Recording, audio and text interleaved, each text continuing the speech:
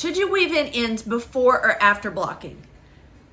I do after, and in this video, I've got 3 reasons why. Hey friends, it's Jennifer from Real Knitting, and today we're talking about weaving in our ends before or after we wash and block our knitting.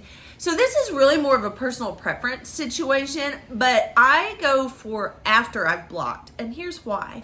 Number 1, the stitches are relaxing into the shape, and I may end up with more or less of a yarn tail to weave in as the yarn sort of moves and wiggles into place.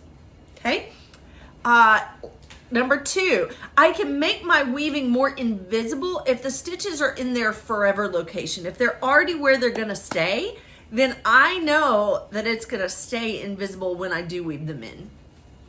And number 3, it helps to trim away any little ends after everything is settled, and I'm gonna check for ends after I block anyway.